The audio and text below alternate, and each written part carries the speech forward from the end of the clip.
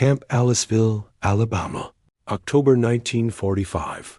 The guard tower cast long shadows across the compound where 37 German prisoners stood in formation. For initial processing, their ages making the American soldiers uncomfortable in ways that combat casualties never had. These weren't hardened veterans or battle-tested soldiers. They were boys 14 to 17 years old, conscripted during the regime's desperate final months, when the draft age had dropped to children and the elderly, because everyone else was already dead or captured or had deserted. They stood rigid, faces carefully blank, bodies tense with the particular vigilance of children who had learned that showing emotion invited punishment. When the processing officer told them through a translator that they were safe now, that they would receive adequate food and medical care, that the camp had recreational facilities they could use, one boy, 15-year-old Peter Hoffmann from Hamburg, raised his hand and asked in careful, frightened German, "Are we allowed to smile here?" Peter Hoffmann had been 12 when the war started, old enough to understand that something significant was happening, but too young to grasp the full implications of what Germany had unleashed upon Europe and the world. He had watched his older brother march away in uniform, had heard his father, too old for combat service, talk about duty and sacrifice and the regime's promises of inevitable victory. He had believed, the way children believe what adults tell them, that Germany was fighting for survival against enemies who wanted to destroy everything German civilization had built. By the time Peter turned 14 in March 1945, belief had become irrelevant. The regime was collapsing.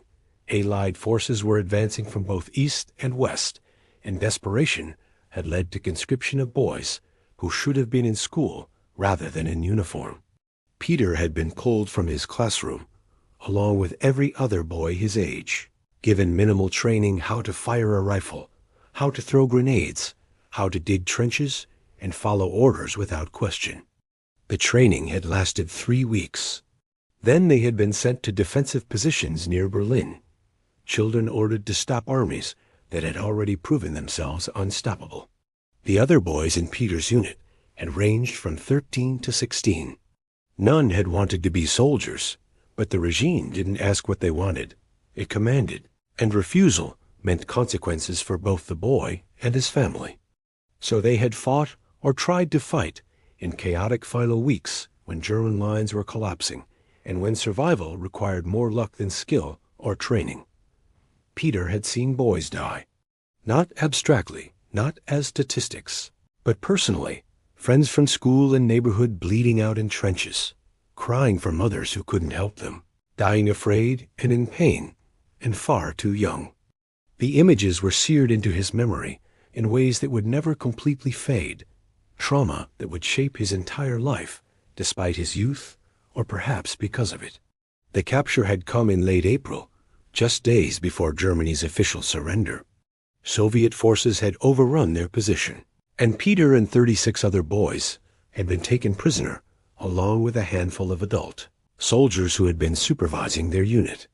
The Soviets had been rough but not cruel, had seemed almost embarrassed to be taken children, as prisoners had processed them quickly and sent them west toward American-controlled territory as part of prisoner exchanges that were beginning as the war wound toward its conclusion. The transfer to American custody had happened in early May, in the chaos immediately following Germany's surrender. American officers had examined the boys with expressions that mixed pity and anger-pity for children who had been forced into military service, anger at the regime that had conscripted them. One American captain had said something in English that the translator had rendered as, "What kind of system sends children to die? These boys should be in school, not in prison camps." But prison camp was where they ended up, because they were technically prisoners of war, even if they were also children, and because American military bureaucracy required processing and holding all captured German personnel until repatriation systems could be established.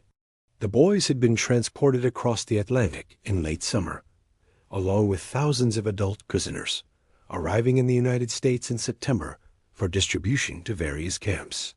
Camp Aliceville was designated as a facility for low-security prisoners men captured late in the war, those with no connections to regime leadership, those deemed unlikely to cause problems during captivity.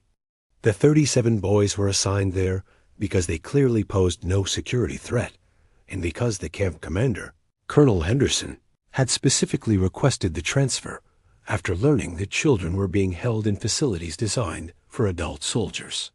Henderson had children of his own, understood that teenagers required different treatment than adult prisoners, wanted to ensure that American captivity didn't compound the trauma that conscription and combat had already inflicted. He had ordered his staff to treat the boys with particular care, to remember they were children, despite their prisoner status, to provide support and stability rather than just basic custody. But the boys didn't know any of this as they stood in formation during initial processing. They knew only what their experience had taught them, that adults in authority were dangerous, that showing weakness invited punishment, that survival required maintaining vigilant wariness and suppressing all emotion that might be interpreted as defiance or disrespect. They had learned to hide behind blank expressions and rigid obedience, to become invisible in ways that might protect them from notice by those who had power over them. The processing proceeded methodically.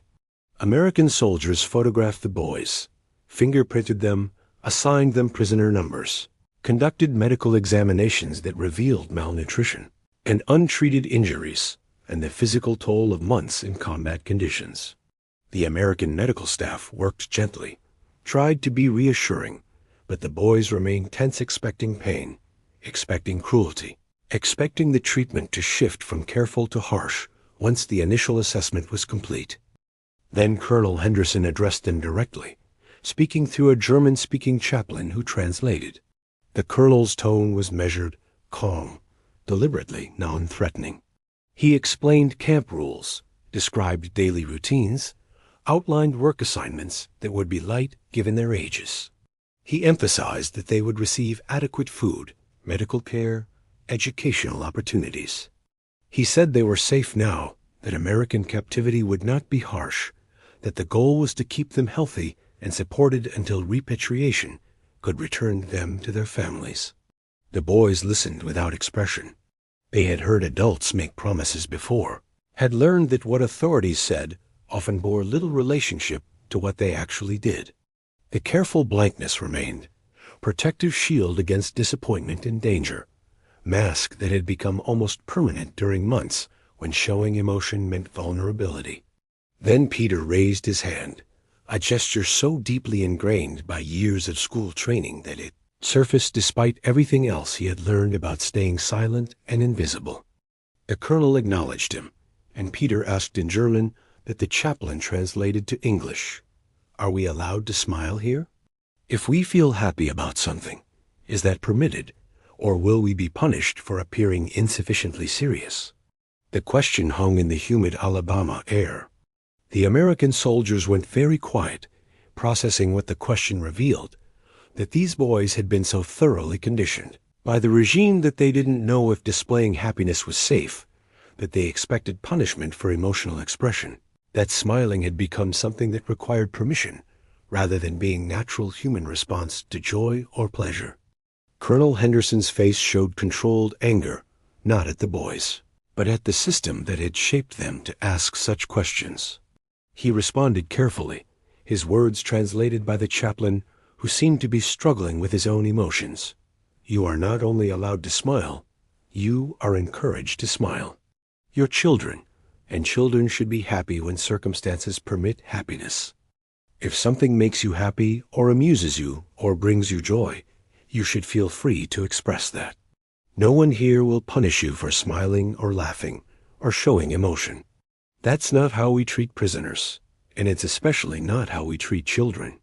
The boys remained motionless, clearly not believing what they had heard, waiting for the qualification or exception or punishment that would reveal the promise as trap or trick. The wariness didn't fade, couldn't fade that quickly after months of conditioning and trauma. But a seed had been planted, possibility that captivity might be different from what they had experienced. hope that was too fragile yet to fully acknowledge, but was present nonetheless. The boys were housed in their own barracks, separate from adult prisoners, with their own designated areas and schedules designed to accommodate their age and the particular needs of traumatized adolescents. The American guards assigned to their section were specifically selected men who had children, who had expressed willingness to work with young prisoners, who understood that these boys required patience and gentleness rather than military discipline. Sergeant Miller, who supervised the boys' section, was a father of 3 from Georgia. He had sons close to Peter's age, couldn't look at the German boys without seeing his own children approach the assignment with combination of professional duty and parental instinct that shaped how he interacted with prisoners who were technically enemies, but were obviously children first and soldiers only through accident of geography and timing. The first meals were revealing. The mess hall served adequate food, nothing elaborate, but sufficient in quantity and variety to represent proper nutrition. The boys ate with the particular intensity of people who had experienced hunger, cleaned their plates completely, showed surprise when seconds were available. But they ate in silence, mechanically, faces showing no pleasure, even when food tasted good. Miller noticed and was disturbed. Children should show enjoyment when eating foods they liked, should talk and joke during meals, should exhibit the normal rowdiness that characterized teenage boys in group settings.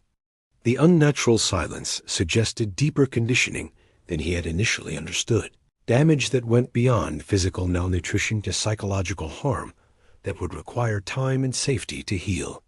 After dinner the first evening, Miller approached Peter, who seemed to be informal leader among the boys, the one others looked to for guidance and reassurance.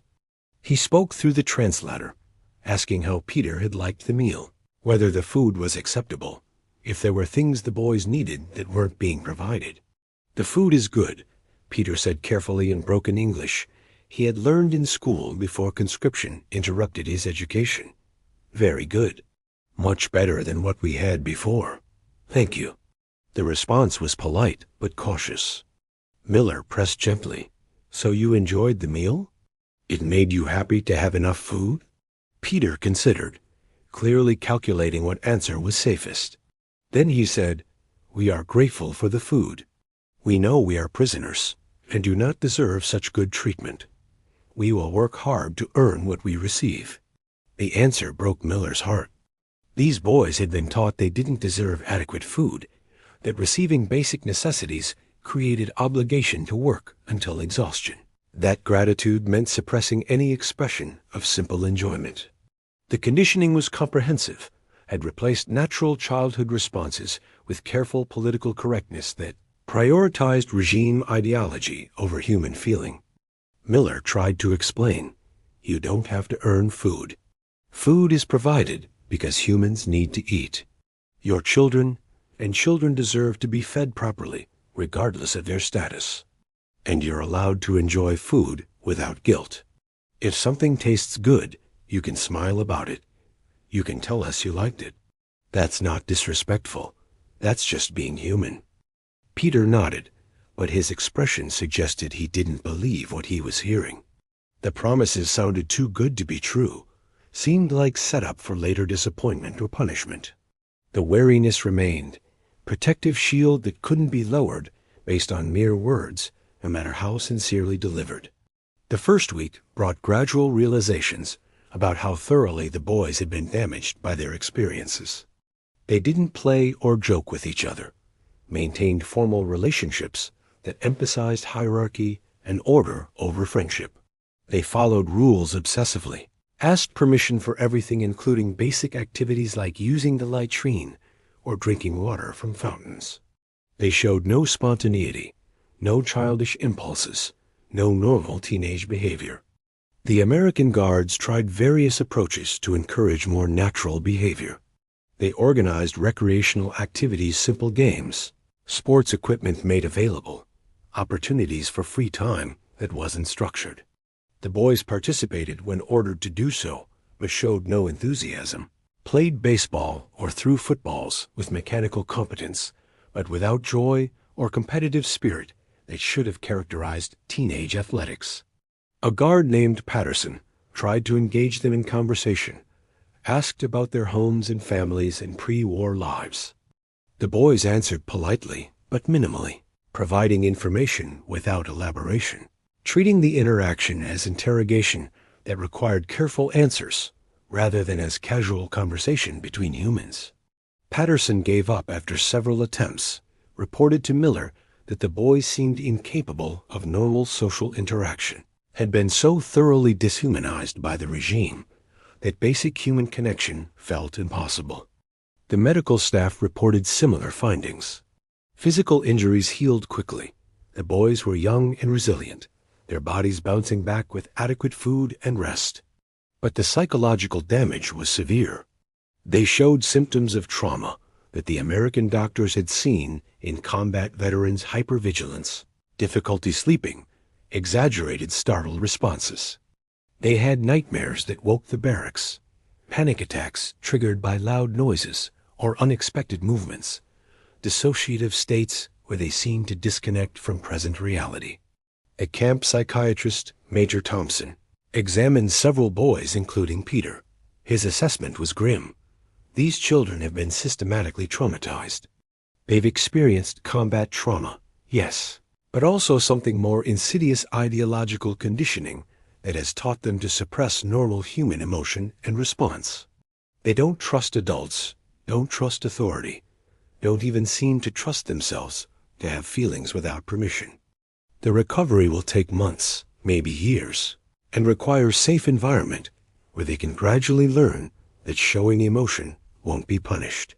Colonel Henderson called a meeting with all staff who worked with the boys. He was blunt.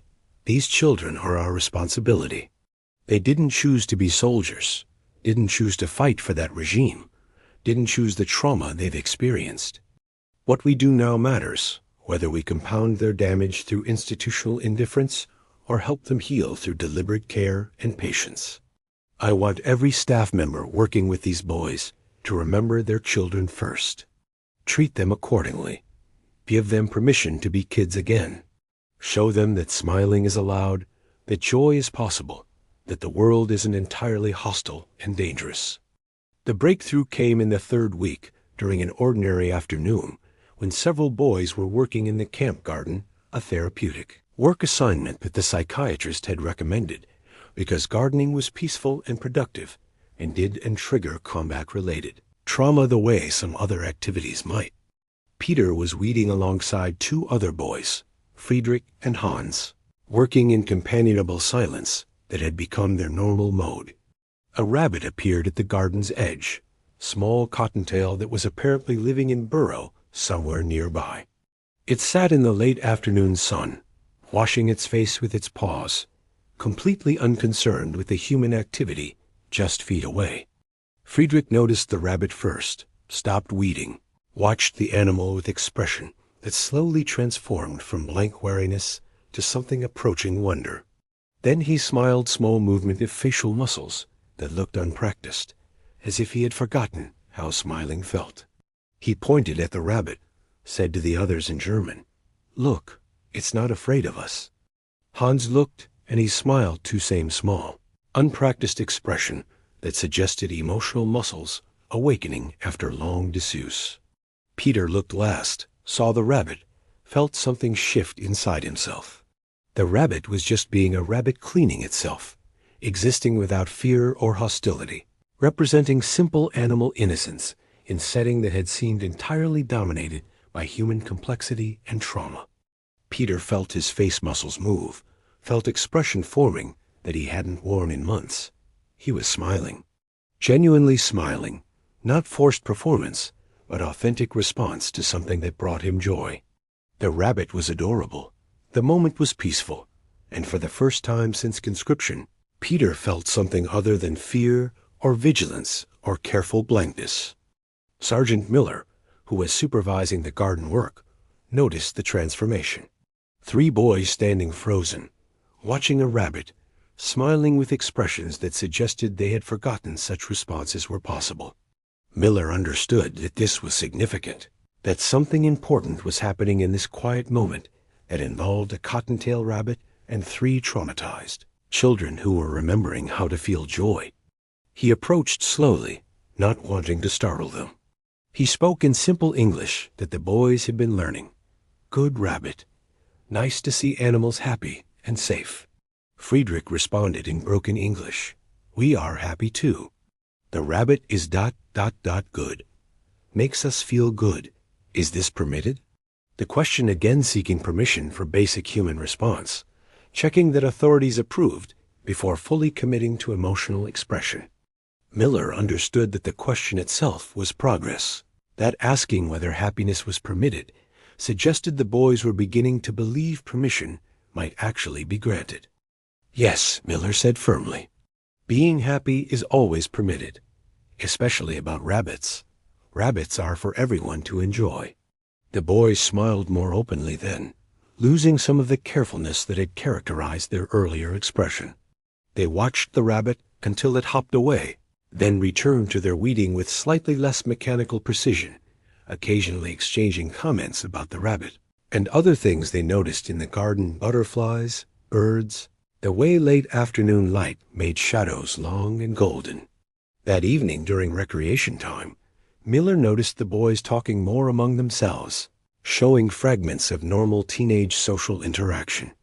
Not completely natural yet, they still asked permission before doing basic things, still showed the hypervigilance that trauma had instilled, but less rigidly controlled, more willing to express preferences and opinions and minor disagreements that healthy social groups needed for natural function. Peter approached Miller during the evening, asked in his improving English, "Tomorrow, may we see the rabbit again? May we bring vegetables to feed it if we work hard in the garden?"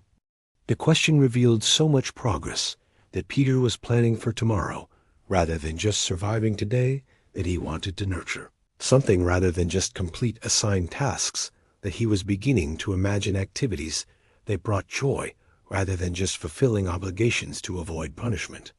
Miller felt tears threatening, covered by clearing his throat and nodding firmly.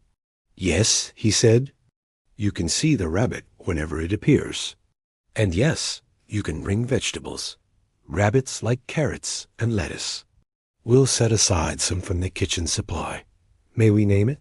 Peter asked, pushing boundaries in ways that suggested growing comfort with asking for things rather than just accepting whatever was provided. "If we see it regularly, may we give it a name?" "Of course," Miller said. "All good rabbits deserve names." That night, Peter wrote in a journal that the American camp had provided simple notebook where boys were encouraged to record their thoughts and feelings as therapeutic practice. He wrote in German, describing the rabbit, describing his smile, describing the strange sensation of feeling happy without immediately suppressing the emotion because happiness seemed dangerous or inappropriate. "I smiled today," he wrote. "For the first time in many months, I smiled because something brought me joy rather than because I was ordered to appear cheerful for propaganda purposes. The Americans say smiling is always permitted. I am beginning to believe them. The rabbit helped me understand that not everything has to be about survival and vigilance. Sometimes things be pleasant, and being pleased is allowed." Over the following weeks, the boys changed gradually but measurably. The rigid formality softened, replaced by something closer to normal teenage behavior. They began joking with each other, engaging in friendly competitions, showing the particular rowdiness that adolescent boys exhibited when they felt safe enough to stop performing constant vigilance. The rabbit became mascot of sorts. It appeared regularly in the garden, apparently habituated to human presence and willing to accept vegetables that the boys left for it. They named it Hoffnung, German word for hope, and the name became shorthand for the transformation they were experiencing, symbol of healing and recovery and learning to trust that the world might contain beauty and safety rather than just danger and deprivation. The American guards noticed the changes, reported to Colonel Henderson that the boys were becoming more responsive, more willing to engage in normal activities, more capable of expressing emotion without constantly checking whether authorities approved. Henderson ordered expansion of recreational and educational programs, wanted to accelerate the healing by providing more opportunities for normal childhood experiences that conscription and combat had interrupted. The camp organized school classes specifically for the boys. Not political re-education exactly, though. That was part of American policy for German prisoners, but basic academic instruction that would help them reintegrate into society when repatriation eventually occurred. Mathematics, science, English language, history taught from perspectives that differed from regime ideology they had been raised with. The boys attended eagerly, hungry for learning that wasn't propaganda, grateful for intellectual stimulation after months when survival had been their only focus. Peter excelled in the classes, particularly in English. He had always been a good student before conscription interrupted his education, discovered that learning came easily when he wasn't simultaneously traumatized and terrified. The American teachers praised his progress, encouraged his curiosity, treated him like promising student rather than like enemy prisoner, and Peter felt himself beginning to imagine futures beyond just surviving captivity and repatriation. Friedrich discovered aptitude for art. One of the guards brought pencils and paper, offered to teach basic drawing techniques to any prisoners who were interested. Friedrich produced sketches that showed real talent-detailed drawings of the rabbit, landscapes from memory of German countryside, portraits of other boys that captured personality through subtle details of expression and posture. The guard, who was an amateur artist himself, praised Friedrich's work, encouraged development of skills that could become profession if Friedrich chose to pursue art after the war. Hans learned to play guitar. An American guard who played music offered lessons, and Hans showed natural musical aptitude that surprised everyone, including himself. He learned simple songs quickly, progressed to more complex pieces with practice, discovered that music provided emotional expression that words often failed to capture. The other boys gathered in evenings to listen when Hans practiced, finding comfort in melodies that connected them to normal life and peaceful emotions. The transformation wasn't linear or complete. The boys still had nightmares, still showed trauma responses when triggered by unexpected stimuli, still sometimes reverted to the rigid formality that months of conditioning had instilled. But the trajectory was positive, moving toward healing rather than remaining stuck in damage, suggesting that with time and continued support, they might recover most of what the regime had stolen from their childhoods. Christmas brought special recognition of how much had changed. The camp organized celebration with religious services, special meals, small gifts from Red Cross packages. The boys participated enthusiastically, showed genuine excitement about festivities that previous Christmas had been dominated by combat and fear. They sang carols in German, made decorations for their barracks, engaged in gift exchanges where they gave each other small handmade items that represented friendship rather than just fulfilling social obligations. On Christmas Eve, Peter stood before the group and spoke, not asking permission, not checking whether his words would be acceptable, but simply expressing what he felt. He spoke in German, which one of the guards translated for the American staff who were present. We came here expecting punishment. We thought American captivity would be harsh, that we would be treated as we had been taught to expect enemies would treat us. Instead, you have shown us kindness. You have fed us, cared for our health, given us opportunities to learn and heal. Most importantly, you taught us that we are allowed to smile, that showing happiness is not weakness or defiance, but is simply being human. Hoffnung the rabbit taught us this first, but you reinforced the lesson every day through how you treated us. We are grateful. We will remember that Americans showed us mercy when they could have shown only justice. Thank you. Several American guards were crying by the time the translation finished. Colonel Henderson, who was rarely emotional in front of his men, had tears on his face that he didn't bother hiding. The boys' transformation from traumatized child soldiers who asked permission to smile to young men capable of expressing gratitude and joy represented success at something more important than just efficient camp management. It represented healing humanity prevailing over ideology, proof that compassion could accomplish what punishment never could. Spring 1946 brought news of repatriation schedules. The war had been over for nearly a year. Germany was under occupation, and systems were being established for returning prisoners to whatever remained of their homes and families. The boys would return in a group, would be processed through displacement camps, would eventually make their way to families, if those families had survived, or to orphanages and foster systems if they were now alone. The prospect of return brought mixed emotions.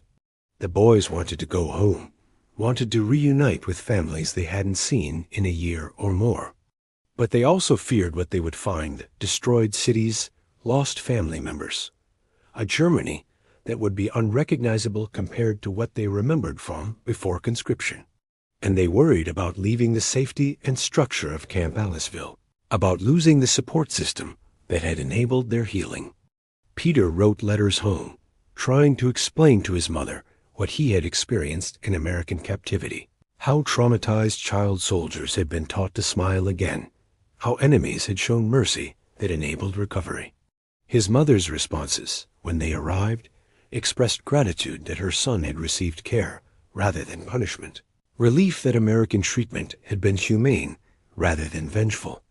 She prepared for his return, tried to create home in the ruins of Hamburg that bombing had reduced to rubble and scattered buildings. The final weeks at camp were bittersweet. The boys wanted to go home, but also wanted to stay where they felt safe. They asked the American guards about post-war life, about how to maintain the healing they had achieved, about whether the lessons about emotional expression and trust would transfer to Germany, where circumstances would be very different. Sergeant Miller spent extra time with Peter, offering advice about adjusting to civilian life, about processing trauma, about maintaining hope when surroundings might encourage despair. He gave Peter his address in Georgia, told him to write if he needed support or just wanted to share his experiences with someone who understood what he had been through. The gesture was personal rather than professional. Guard forming genuine connection with prisoner, who was also child needing continued mentorship. The departure came in April 1946. The boys boarded transport trucks that would take them to processing centers, then to ships, then to Germany and uncertain futures. They looked back at Camp Aliceville as trucks pulled away, seeing the compound that had been prison, but had also been sanctuary place where traumatized children had learned to be children again, despite everything that had tried to destroy them. Peter carried with him several items: his journal documenting recovery, Friedrich's drawing of Hoffnung the rabbit, the address of Sergeant Miller, who had shown him that authority figures could be protective rather than destructive.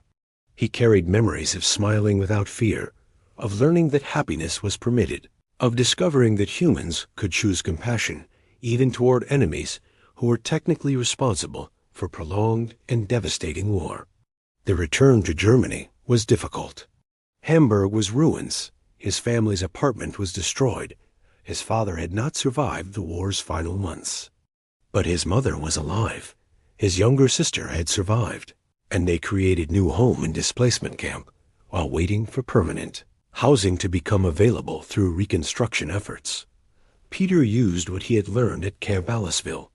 When he felt happy about something, he smiled. When his sister was sad, he encouraged her to express her emotions rather than hiding them.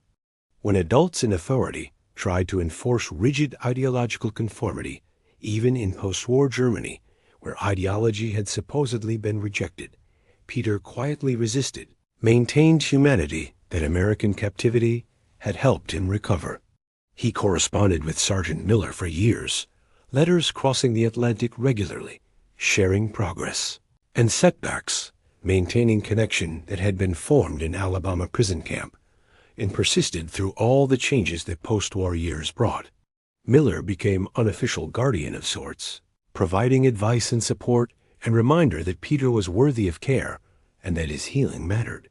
Peter Hoffmann lived long life, became teacher and later school administrator in post-war Germany, dedicated his career to ensuring that children received education It valued emotional health and critical thinking over ideological conformity. He told his story when appropriate about being child soldier, about American captivity, about learning to smile again after months of being taught that showing emotion was dangerous. He kept Friedrich's drawing of Hoffnung the rabbit, framed it, hung it in his office where students could see it and ask about its meaning. He used the drawing as teaching tool, explaining that recovery was possible even after severe trauma, that humans could help each other heal through patience and compassion, that sometimes the path back to humanity began with simple question: are we allowed to smile? The question itself became symbol for Peter, representing all the ways the regime had dehumanized children, all the conditioning that had taught them to suppress natural responses, all the damage that ideology inflicted when it replaced human feeling with political correctness.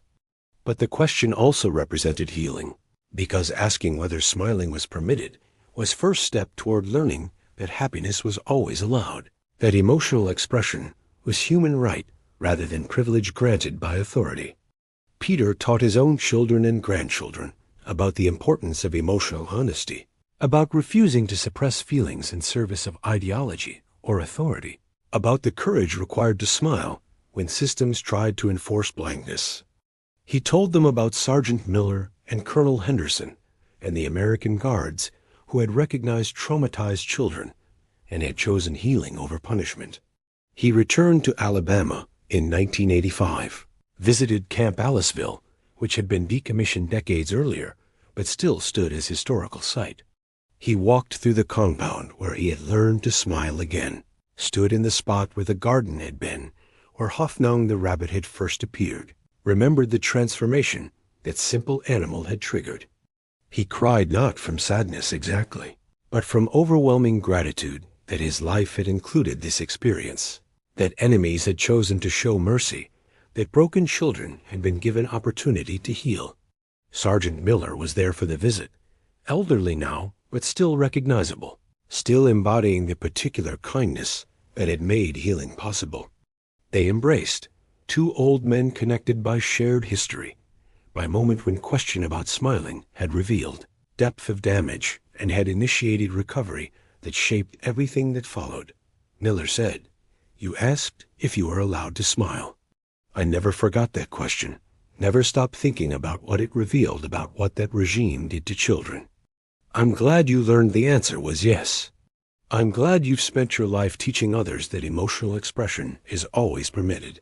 Peter responded, "You taught me more than that. You taught me that even enemies can choose compassion, that recovery is possible after trauma, that asking for permission to be human is first step toward reclaiming humanity that ideology tried to steal. The rabbit helped, but you and the other guards made it possible. Thank you for that. Thank you for giving traumatized children permission to be children again." They stood together in the late afternoon sun, the old prison campsite peaceful and empty, marked by historical plaques that explained what had happened here, but couldn't capture the full emotional reality of healing that had occurred when broken boys had learned that smiling was allowed, that joy was permitted, that American captivity could be sanctuary rather than punishment. Peter Hoffmann died in 2003, surrounded by family, at peace with his complicated history, and grateful for the unexpected mercy that had saved him when he was 15 and afraid and convinced that happiness was forbidden. His funeral included Friedrich's drawing of Hoffnung, displayed prominently reminder that healing often began with small moments.